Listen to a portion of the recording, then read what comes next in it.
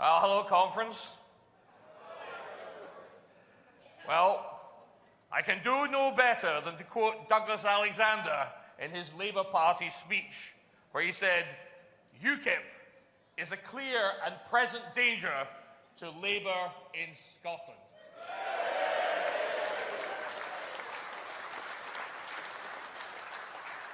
In the words of Ralph C. Nesbitt, you bet we are, pal.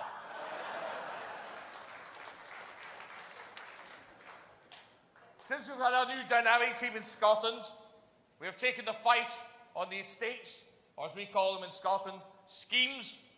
We have taken the fight on to Labour and the SNP there. They don't like it. They don't like it at all. Folk in the estates say the Labour Party treats them like electoral sheep and gives them nothing in return.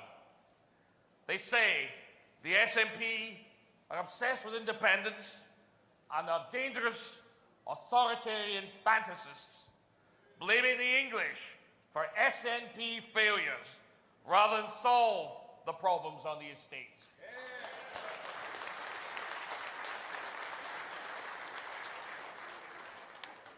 The Lib Dems and the Tories, rather non-existent, they are basically a cocktail of irrelevance in the Scottish picture. And many of them say in the States, UKIP is their only hope.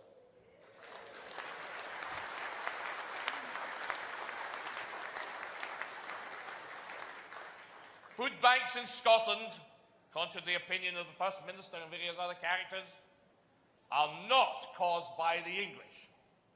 They are the result of 60 years of socialist Labour and socialist SNP government in Scotland.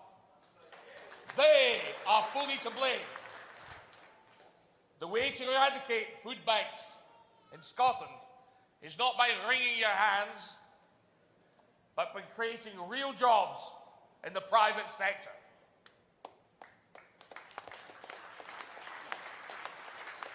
We have had enough of socialism in Scotland.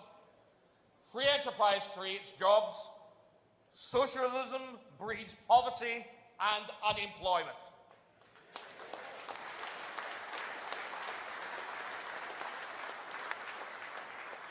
Up in Scotland, they say they're doing badly. Well, if they are, it's because we've had too many years of socialism, and UKIP's going to end that. We need to take the dead hand of socialism from the back of the Scottish young entrepreneur. We want to free it up so that they have a chance to earn money, create businesses, and employ their fellow Scots, and not be employed by the public sector.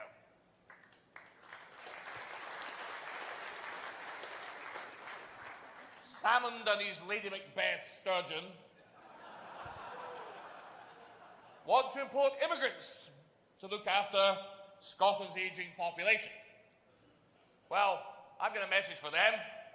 Why not retain our own young people who flee the nation where the First Minister will say to them, you are an evil person because you want to make money, you want to improve your life and give a job to other people. We want to keep them in the state collective. Well, that's not what the UKIP's about, and that we want to keep those people in Scotland. Why would they stay if they're not welcome?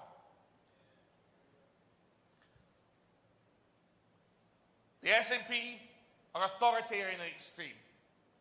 Contrary to Sir Robert Peel and his dangers on having one police force, the SNP have created one police force and have put it under one Justice Minister, not known for his liberalism, one Kenny McCaskill, known as Citizen Robespierre, the Robespierre of Scotland. He's also armed the police with Glock automatic pistols. Now, I don't see why you need Glock automatic pistols in the Highlands unless you're expecting a Jacobite rising.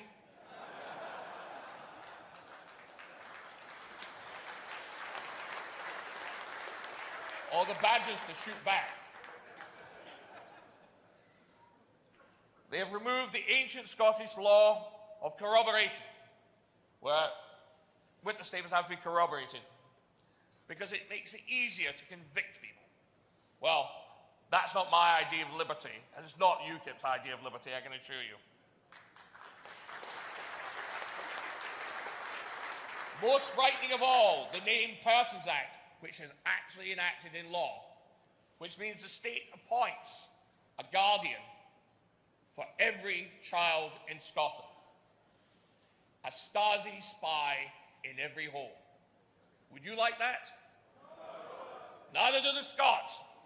And I can tell you, when there's been an unfortunate, something bad in the family, that does happen, but that is no excuse to appoint a state-appointed individual to look at every child and to examine every family. Now, you may have religious views that do not work well with the state's ideas of religion.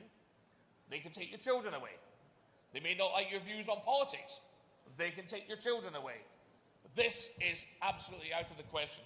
This is the sort of Scotland they're creating. They want an authoritarian Scotland.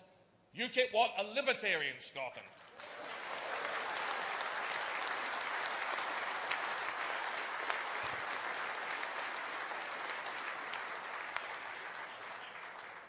We could appoint someone like the Methodist preacher who ran the co-op, fine upstanding man. The Methodist preacher put methadone into Methodism. Well, I don't think that's the sort of chap you want looking after your kids, is it? We want the land of Adam Smith in Scotland. We want the land of Andrew Carnegie. We want a meritocracy. We're a meritocratic party. The Tory party, they speak for the upper classes and all that sort of stuff. They speak for the South East. The Labour Party speak for the North and the cloth caps and the strings and the whippets. Well, we're not interested in all that old class rubbish. It's a lot of old nonsense. UKIP are a meritocratic party. We want everyone to have a chance to get on in life. And that's a good Scottish principle.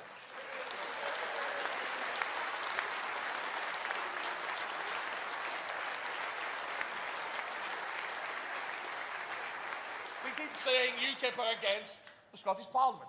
Nothing of the sort. If the Scots want to raise money for projects that are different from those in England, why should they not? But they should pay for them, and they should raise the taxes accordingly. That's quite right thing to do. UKIP believe in that sort of thing.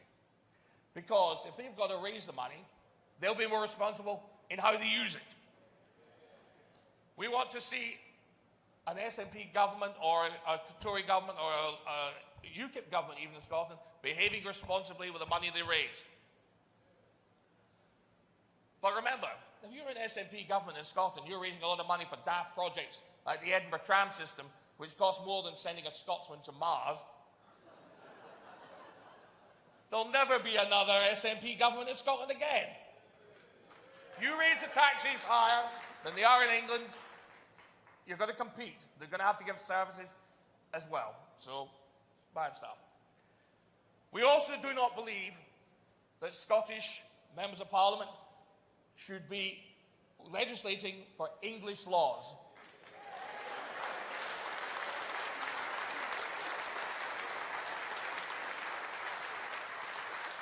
The West Lothian question is easily solved by Scottish members of Parliament not voting on English-only stuff. And that's very easily done. We have devolution, we have a gentleman's agreement, it can all go through like that. England's our oldest friend, and it doesn't pay for Mr. Salmon to abuse the English and make these racist remarks about England. This is intolerable. That is not the way to treat Scotland's largest trading partner and oldest and best friend.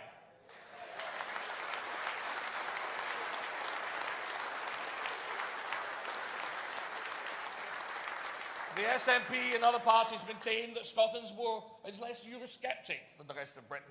Well, havers, my election proves that the Scots are equally interested in getting out of the EU.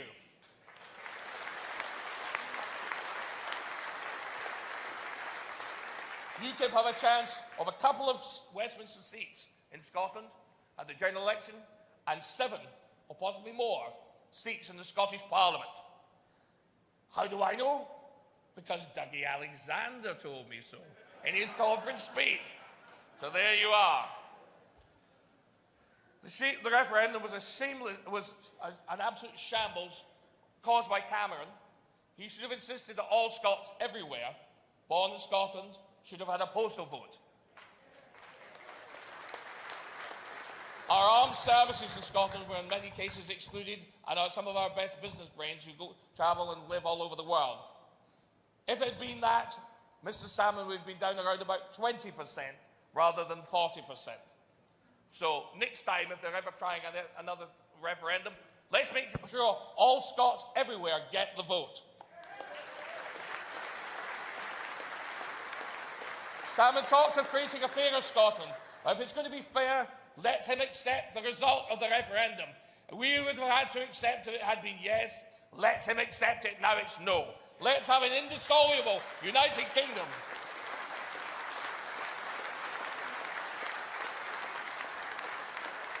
As I said, we're a meritocratic society in the fine tradition of Robert Burns, our national poet, who said, "Rank is but the guinea's stamp.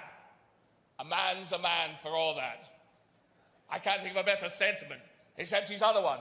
He was also a great believer in the Union. And he said, "For never but by British hands maun British wrongs be righted." Thank you, ladies and gentlemen.